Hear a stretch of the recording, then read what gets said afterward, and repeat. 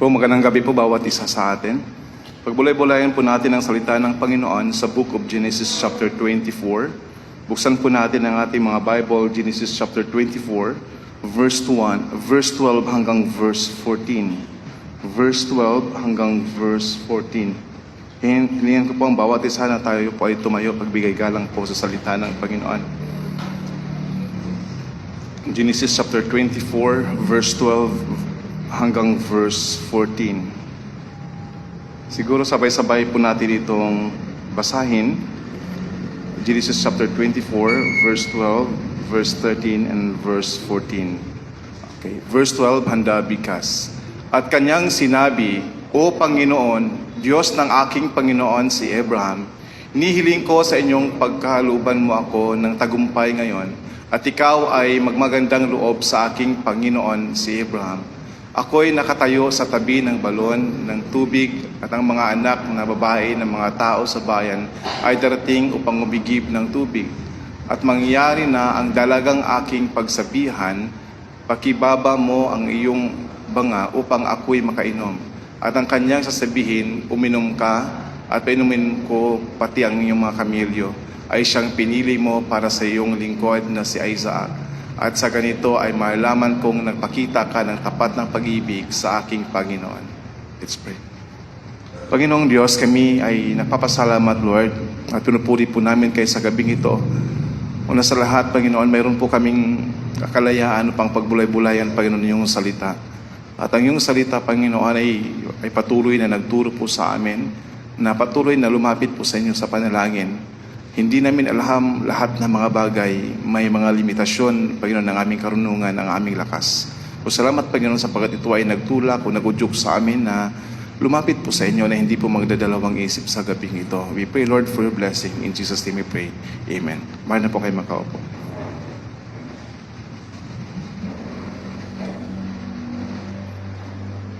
Kung minsan tayo po ay nahaharap sa mabibigat at mahalagang desisyon sa buhay.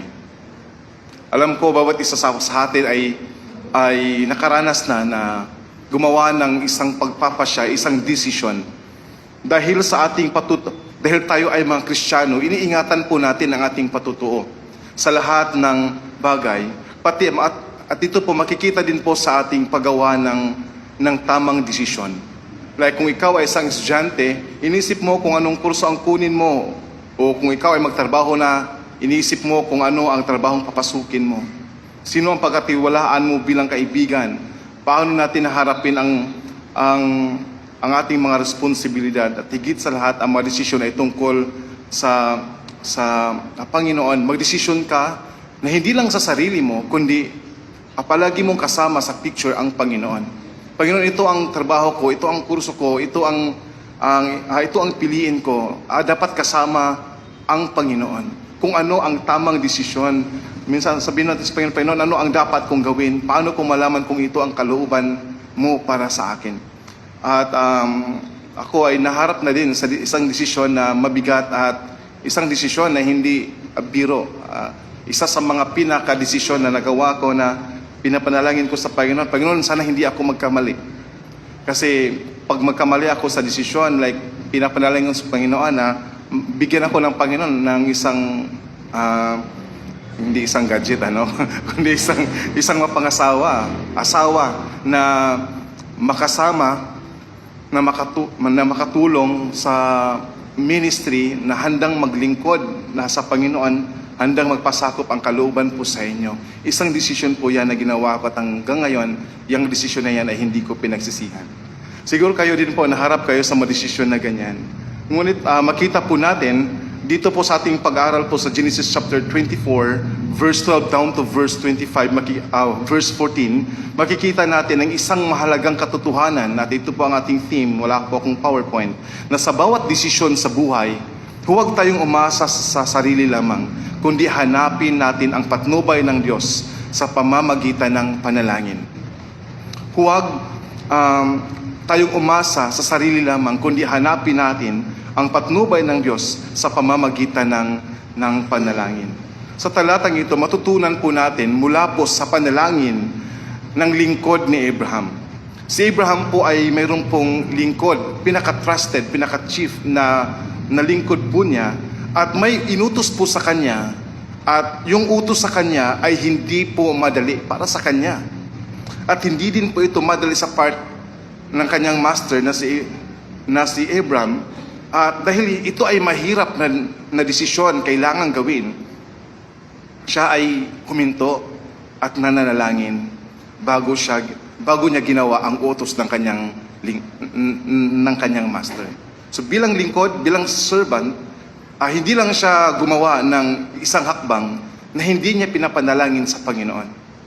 Makita po natin sa passage sa Genesis 24 verse 12 down to verse 14 na siya ay nanalangin sa Panginoon. Dinadalangin po niya ito sa Panginoon. Ang ating paksa, manalangin para sa patnubay ng Diyos o hanapin ang gabay ng Diyos. Pray for God's guidance. May mga bagay na hindi po natin talaga alam, di ba? Hindi natin alam. Hindi natin alam kung ano ang bukas. Hindi natin alam kung sino ang ihanda ng Panginoon. Kung ikaw ay nanalangin na bigyan ka ng Panginoon ng katuwang sa buhay, hindi mo alam yan. Pero kaya in-encourage po tayo po sa salita ng Diyos na manalangin ng guidance. Manalangin ng guidance. Sa talatang ito, si Abraham po ay matanda na sa Genesis chapter 24 at isinugo po niya ang kanyang lingkod dito, tapat na lingkod po niya sa isang mahalagang misyon. Si Abraham po dito ay nasa 100 years old na po siya. Siya ay nasa 140 years old na dahil si Isaac, ang kanyang anak na nag-asawa ay 40 years old. So matanda na po talaga si Abraham, at bago po siya mamatay, hindi lang niya sinecure ang kanyang anak patungkol sa mga wealth, kundi about din po sa spiritual. So noong panahon ni Abraham, siya po ay may tungkulin bilang isang ama na ang kanyang anak ay dapat makapangasawa ng isang asawa na tapat, may takot sa Panginoon. So bakit niya ito ginawa? Bakit siya nagpahanap ng isang babae na mapangasawa ni Isaac? So dahil matanda na po siya, malapit na po siyang mamatay. So bakit niya pinili? Bakit siya pumili? Dahil ayaw po niya na ang kanyang anak na si Isaac ay makapangasawa ng isang paganong babae galing sa paganong bansa. At kapag sinabing pagano, hindi po tama ang kanilang sinasamba. Sinasamba po nila ang Diyos-Diyosan, at si Abraham po ay sa time na ito ay nasa Kanaan na po sila, sa pinangako ng lupa ng Panginoon sa kanila, at ang servant po niya ay kailangan bumalik po doon sa Mesopotamia, to the region of Haran, kung saan doon po nakatira dati si Abraham, at nang doon pa yung mga relatives ni Abraham. At kaya po niya isinugo ang kanyang lingkod na doon po siya maghanap ng mapangasawa ni Isaac. So doon siya maghanap ng isang babae, at dito sa passage natin, humingi po siya sa Panginoon ng sign. Kung ang isang babae na mag-alok sa kanya ng tubig at bigyan po siya, at papainumin po siya, at hindi lang siya, pati ang kanyang mga kamelyo, ay siya yung babae na pinili ng Diyos na magiging asawa sa anak ni Abraham na si Isaac. So, ipinakita po ni Abraham dito na hindi lang, wag mo lang piliin yung isang babae fit sa anak ko, physically fit para sa anak ko. Maganda physically, wag mo lang piliin yung babae ganon. Kundi may kaugnayan sa relasyon sa Diyos. Spiritual, may takot sa Diyos, spiritual na direction. So, ang layunin po ni Abraham po dito sa kanyang utos ng kanyang lingkod na pumili ng asawa ay upang matiyak na ang asawa ni Isaac ay magmula sa wastong lahi at may takot ito sa Diyos ayon sa plano at ipinangako ng Diyos, sapagkat ito ang tipan ng Diyos kay Abraham. So si Isaac ay isang anak na pinangako, kaya nais ni Abraham na ang magiging asawa po ni Isaac ay hindi mula sa mga pagano, hindi mula sa mga kaininita, kundi mula sa kanyang saring pamilya ulahi sa Genesis 24. So, yan po malinaw na may takot sa Diyos. Dito ko din malaman na hindi para pag mananampalataya, mag-ingat kung sino ang apiliin mong mapangasawa. Hindi lang maganda, hindi lang may pera, hindi lang matalino, kundi isang babae na may takot sa Diyos. Okay? So kung may pera man, kung maganda man yan, bonus na yan sa'yo, pero hindi talaga yan ang pinakalayunin mo. Hindi naman pangit sa paningin mo, kundi dahil, di ba? Hindi naman ganon. Dapat maganda sa paningin mo, kahit sa paningin ng iba, hindi naman talaga ganon kaganda, di ba? So ito makita po natin dito, pero mahalagang bagay ay sa spiritual, okay? Sa spiritual, may takot sa Diyos. Tama ang pag-worship sa Panginoon. At ang mission ng isang servant po dito, sa tingin po ba natin, hindi po ito madali. Okay? Hindi po ito madali. Okay? Ito ay isang mabigat na kanyang mission. Kaya po, itinuturo po sa atin dito ang mahalagang katotohanan. Dahil mabigat ang kanyang desisyon na gagawin, siya ay pupunta po doon sa Mesopotamia, sa region Saharan, pumili ng maging asawa ng anak ni Abraham na kanyang master, na si Isaac. Isang mahalagang desisyon sa buhay. Kailangan niya umasa sa Panginoon. Kailangan niya kausapin ang Panginoon sa mga bagay na ito. Panginoon, tulungan mo ako, lead me sa tamang direction, sa tamang babae, na mapili ko na magiging mapangasawa ni Isaac. So ano ang mga lesson na matutunan po natin dito? Na bago tayo gumawa ng pagpapasya, bago tayo gumawa ng mga desisyon sa buhay, dapat muna nating hanapin ang patnubay ng Diyos. Dapat nating hanapin ang patnubay ng Diyos. Sa verse 12, basahin po natin ang verse 12. Sabi po dito, at kanyang sinabi, O Panginoon, Diyos ng aking Panginoong si Abraham, inihiling ko sa iyong pagkalooban mo ako ng tagumpay ngayon, at ikaw ay maggagandang loob sa aking Panginoon na si Abraham. So sinabi po niya, at ang kanyang sinabi, O Panginoon, dahil may utos na, may command po dito si Abraham, pagkatapos inutos po sa kanya, lumapit po siya sa Panginoon.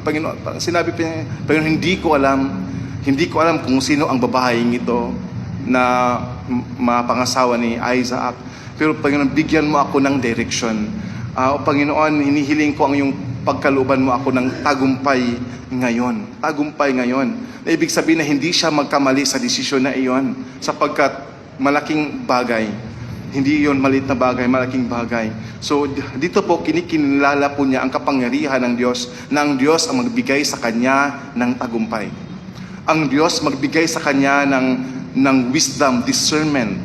So dito po sinimulan niya ang kanyang panalangin, O Panginoong Diyos, aking Panginoon, Diyos ng aking Panginoong Abraham. Ipinakita niya dito ang kababaang loob at ang kanyang pananampalataya. Sinabi niya, Diyos, ikaw ang may kontrol sa mission na ito. Sa pag-alis ko, kontrol mo lahat.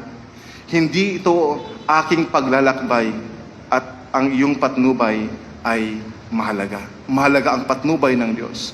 So bago po tayo gumawa ng mga desisyon, kailangan nating kilalanin ang katotohanan ito, na ang Diyos ang may kapangyarihan sa bawat landas na ating tatahakin. So minsan ang ating madesisyon ay impulsive o tinatawag na padalos-dalos. Ibig sabihin, ginawa natin ito na hindi minsan pinag-iisipan ng mabuti, at hindi natin ito sinaalang-alang ang kalooban ng Diyos. Hindi natin pinapanalangin sa Panginoon. Dahil sa emosyon, kung minsan dahil sa emosyon, nadadala tayo sa makapag-decide tayo sa ating pressure, biglaang sitwasyon, tayo ay kumilos agad kahit hindi pa tayo humihiling ng gabay na Panginoon. At hindi po ito ang tama. Hindi po ito ang tama.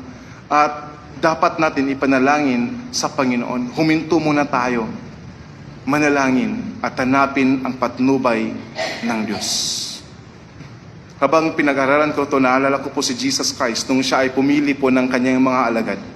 Hindi po siya agad pumili, ikaw dahil matangkad ka, dahil Kaya mabait ka, ikaw na ang maging isa sa mga disciple ko. Nilalapit ni Jesus sa Diyos Ama kung sino ang mga disciple na pwede niyang piliin. So dito po, mahalaga din po sa atin na manalangin. Hindi natin alam lahat ng mga bagay. At mahirap na magkamali. Kung naunawaan po natin ang bigat ng ating mga desisyon at every decision ng ating ginagawa ay may consequence po ito kung ikaw ay magkamali. So dito, bakit siya nanalangin ang kanyang servant? Dahil naunawaan niya ang bigat ng kanyang utos ni Abraham, ang kanyang mission. Hindi ito simpleng gawain. Sinuong niya ang mission na humanap ng mapapangasawa kay Isaac, anak ng pangako. Ibig sabihin, isang maling desisyon ay maaring makaapekto po ito sa maraming henerasyon sa mga Israelites. So isang maling desisyon ay maring makapekto sa henerasyon. So mabigat at seryoso ang responsibilidad na ito. Mabigat at ang seryoso ang utos na ito.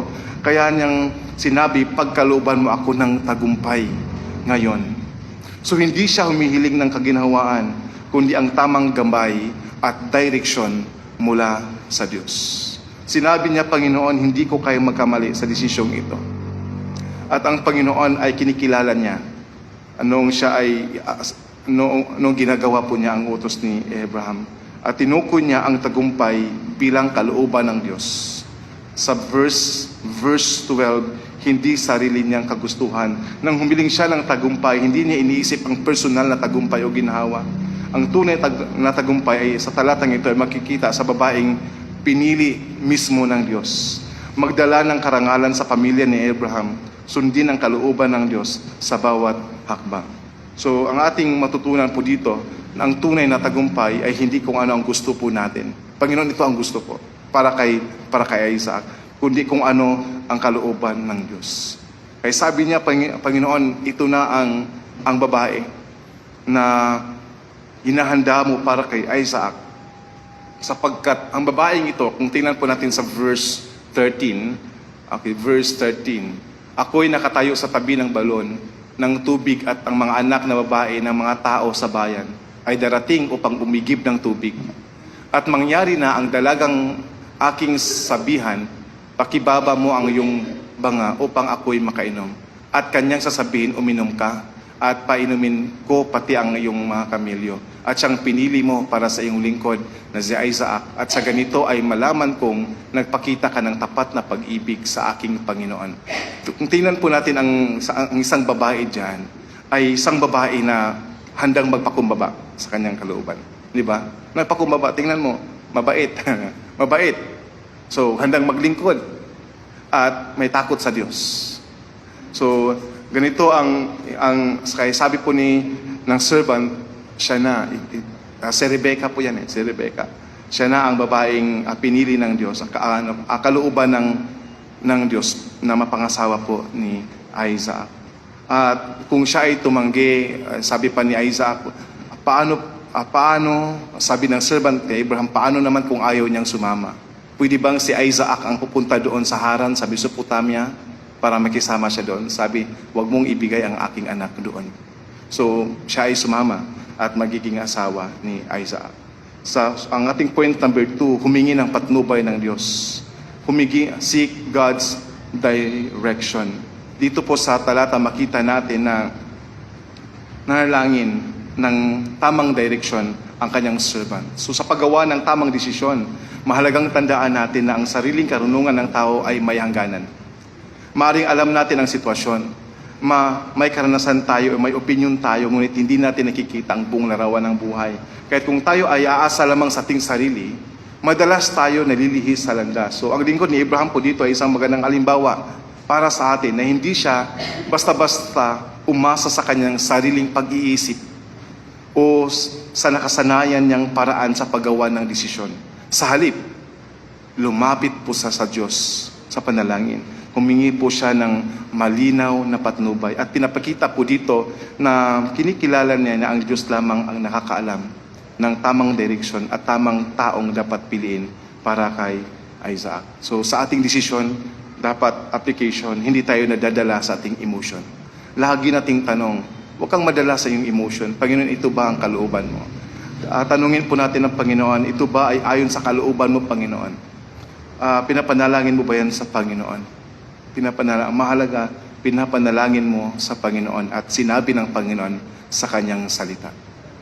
At nawa sa ating paggawa ng desisyon sa buhay, sikapin po natin na piliin ang tama, kalooban ng Panginoon. Hindi lang kagustuhan natin, at kundi kalooban ng Panginoon. At ito ay para sa kanyang kalulatian. Tayo manalangin. Dakilang Diyos, maraming salamat, Panginoon, sa servant, Panginoon, ni Abraham, na isang halimbawa po, Panginoon, para sa amin, na bagit po namin, Panginoon, gawin ang mga bagay, Panginoon, ay ilapit po namin ito sa panalangin. Sapagkat kayo, Panginoon, magbigay, Panginoon, sa amin ng wisdom o karunungan at tamang direction. We pray, Panginoon, na natulungan niyo po kami, Panginoon, na magawa po namin ang tama para, Panginoon, sa kalwatian mo. We pray, Lord, na kung minsan kami, Panginoon, ay nakakamali, Panginoon, sa aming mga desisyon, nadadala po kami sa aming mga emotion, padalos-dalos pa ng desisyon. Salamat, Panginoon, sapagkat nandito po, Panginoon, ang iyong salita upang magpaalala po muli sa amin, Panginoon, na ipanalangin, Panginoon, ang lahat ng mga bagay. Hindi po kami umasa sa aming karunungan. Ang lahat ng ito, Panginoon, ay inilangin po sa inyo. In Jesus' name we pray. Amen.